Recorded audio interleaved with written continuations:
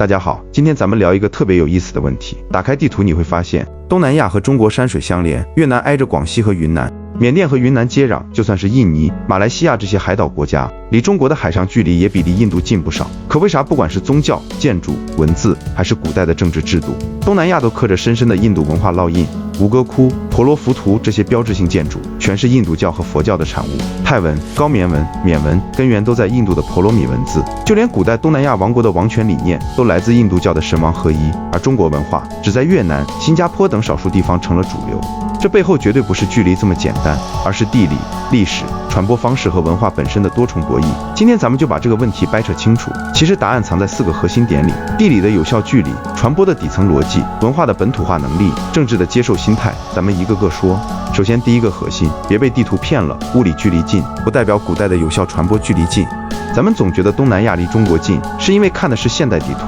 但在没有高铁、飞机、导航的古代，山水就是最硬的屏障。中国和东南亚之间隔着的是横断山脉，这片山在云南、西藏交界，山连着山，江切着江，南北纵裂的高山峡谷把陆路切得支离破碎。古代想从云南走到泰国、缅甸，得翻越高山，渡过急流，马帮走一趟都要几个月，还得面对瘴气、土匪、复杂的民族部落。说白了就是看得见，走不通。就算是海上，中国的远海贸易也起步很晚，秦汉时期只有沿海的短途贸易，直到唐宋，随着造船技术和指南针的发展，海上丝绸之路才真正繁荣。而这时候，印度文化已经在东南亚扎下根几百年了。反观印度和东南亚，隔着的却是一片友好的印度洋。每年10月到次年3月，东北季风会稳稳地把船从印度东海岸吹向东南亚；5到9月，西南季风又会把船吹回来，规律地向钟表。古代没有导航，靠着季风就能安全跨洋，这就让海上交流的成本极低。考古发现证实，公元前3世纪孔雀王朝时期，印度商人就已经抵达缅甸丹老群岛、马来半岛做贸易了。他们带着棉纺织品、青铜器交换东南亚的香料、宝石，这条贸易航线成了印度文化传播的天然通道。除此之外，印度东北部和缅甸之间还有若干山口，虽然地形复杂，但能实现小规模的陆路交流。缅甸若开邦就曾出土过孔雀王朝风格的陶器，这就让印度和东南亚形成了海路为主、陆路为辅的交流网络。而中国和东南亚始终卡在陆路难走、海路起步晚的困境里。第二个核心，印度的文化输出找对了星星，商人开路，僧侣传教，婆罗门定规矩的3位一体模式星星，还赶上了阿育王的神助攻。而这一套中国古代根本没复制。印度文化能走进东南亚，不是靠武力征服，而是和贸易深度绑定，让当地主动接受。最早到东南亚的印度商人不仅是做生意，还在港口修建印度教神庙，祈求商路平安，把印度的度量衡、商业契约模式也带了过去。比如越南占婆的美山圣地，早期神庙里就有泰米尔文的商人捐赠记录。这些商人聚居区慢慢成了印度文化的小据点，一点点向周边渗透。紧接着，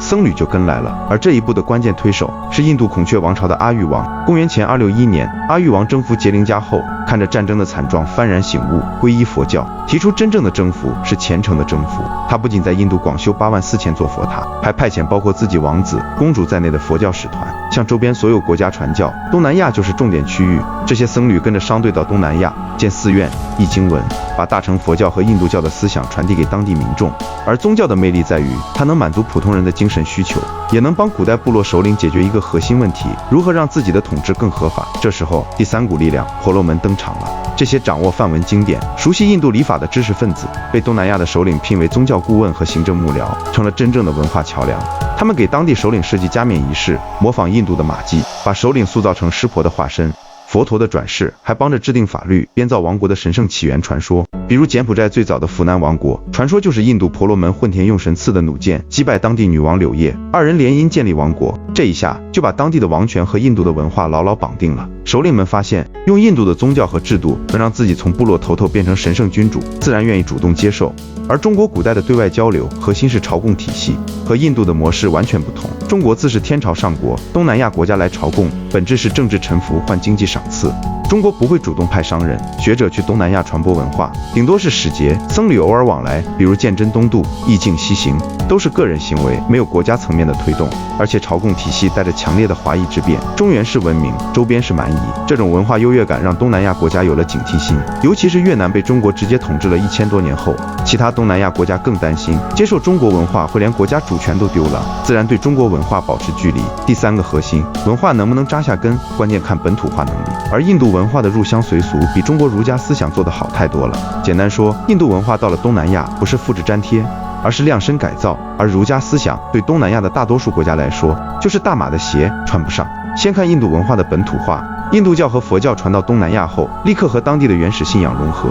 变成了东南亚版的印度文化。比如印尼的巴厘岛，当地原本信万物有灵和祖先崇拜，印度教传过去后，就把当地的自然神和湿婆、毗湿奴结合。巴厘岛的寺庙祭拜印度神祇，也拜当地的山神、河神，祭祀的祭品也是当地的椰子、鲜花，根本不是纯印度的样子。再比如泰国，把印度的史诗《罗摩衍那》改编成了自己的国宝级史诗《拉玛坚》，里面的人物形象、情节都融入了泰国的本土故事，老百姓一听就懂，自然就接受了。就连印度的种姓制度，到了东南亚也被简化了，没有印度本土那么严格的等级划分，只是变成了君主、贵族、平民的简单层级，适配了东南亚的社会结构。还有文字，这是文化传播的核心载体。印度的婆罗米文字是一种元音复标文字，每个辅音字母自带一个固定元音，其他元音只需要加个小符号就能表示。这种设计能轻松适配东南亚的各种方言，当地精英稍微改造一下，就成了高棉文、泰文、缅文、爪哇文，学习成本极低。而中国的汉字是译音文字，任一个字要记形、音译，学习成本高，还需要统一的教育体系支撑。只有越南因为被中国直接统治了1000多年，才普及了汉字，而其他东南亚国家根本没精力去推广大字，就算是后来的华人移民，也只是在民间使用汉字，没成为当地的官方文字。再看中国的儒家思想，它是中国文化的核心，但落地门槛太高了。儒家讲君臣、宗法、科举、忠孝，这些都需要一个强大的中央集权政府来推行，还得有统一的文字和教育体系。而古代的东南亚，除了越南，大多是松散的部落联盟，或者是印尼、马来西亚这样的海岛小国，根本没有这样的社会基础。比如马来西亚由多个岛屿和半岛组成，各地方言、信仰都不一样，连统一的政权都难建立，怎么推科举、宗法？反观印度教和佛教，不需要复杂的社会制度，只要信神、修庙就能满足民众的精神需求，也能帮首领巩固王权，自然成了东南亚的主流。第4个核心，印度的文化扩张是兴信吴帝国的文化输出，兴信，而中国是大一统帝国的附带传播，这让东南亚的接受心态完全不同。印度历史上除了孔雀王朝等少数时期，基本都是分裂的，从来没有形成一个统一的大帝国去武力征服东南亚。印度文化传到东南亚，全程都是和平的，商人做生意，僧侣传教，婆罗门当顾问，当地王国主动接受，没有任何政治胁迫。这种无压力的文化交流，让东南亚国家对印度文化没有抵触心理，反而愿意主动学习。而中国历史上是大一统的中央帝国，对东南亚的部分地区还有过直接的武力统治，比如越南从秦到宋被中国统治了1000多年，这就让其他东南亚国家形成了一种认知：中国文化和政治征服是绑定的。接受中国文化就意味着可能被中国纳入统治范围，自然就有了警惕心。比如泰国、缅甸，古代虽然也和中国有朝贡往来，但只接受中国的瓷器、茶叶、丝绸这些物质文化，对儒家思想、政治制度却刻意保持距离，就是为了维护自己的国家主权。当然，咱们不是说中国文化在东南亚没影响，只是影响的区域和层面和印度文化不一样。中国文化在东南亚的影响主要集中在3个地方：一是中南半岛北部，比如越南、老挝北部、缅甸北部，这些地方离中国近，受云南、广西的文化影响，饮食、建筑、民间信仰都有中国的影子。二是华人社区，比如新加坡、马来西亚、印尼，华人移民把中国的饮食、服饰、妈祖信仰、关公崇拜带了过去，还形成了独特的娘惹文化，华人文化和印度化的马来文化融合的产物。三是物质文化层面，中国的瓷器、茶叶、丝绸、骑楼建筑遍布整个东南亚，成了他们日常生活的一部分。简单说，印度文化主导了东南亚的精神世界，而中国文化丰富了东南亚的物质生活。比如泰国的大皇宫，核心是南传佛教来自印度，但建筑上的陶瓷装饰全是中国的。印尼的婆罗浮屠是大乘佛教的圣地，但周边的集市里到处都是茶叶。两种文化在东南亚，一个走心，一个走深，形成了独特的融合。聊到这里，咱们可以总结一下，东南亚之所以离中国更近，却受印度文化影响更深，根本不是距离的问题，而是4个因素的叠加。一是印度和东南亚的有效传播距离更近，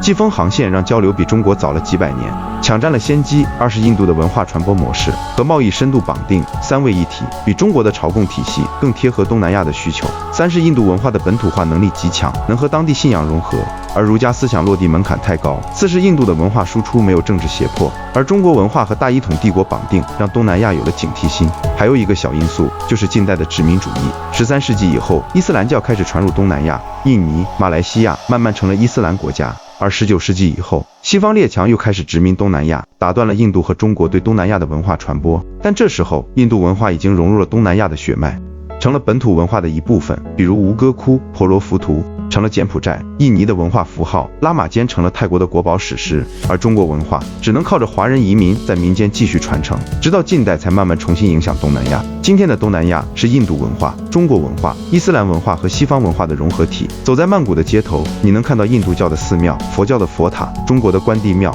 伊斯兰教的清真寺，还有西方的教堂。吃一碗马来西亚的乐沙，里面有华人的米粉、印度的咖喱、马来的椰浆。这种多元性正是东南亚文化的魅力所在，而这个问题也给了我们一个启示：文化的传播从来不是距离说了算，而是看谁能更贴合当地的需求，更能入乡随俗。印度文化能在东南亚扎下根，不是因为它比中国文化更优秀，而是因为它在正确的时间，用正确的方式走进了东南亚的心里。而中国文化虽然在古代没有成为东南亚的主流，但随着现代中国的发展，华人移民的增多，还有一带一路的推进，中国文化正在以更平和、更包容的方式重新影响东南亚，这就是另一个故事了。今天的播客就到这里，你去过东南亚的哪些地方？有没有发现当地印度文化和中国文化融合的有趣细节？欢迎在评论区留言分享，咱们下期再见。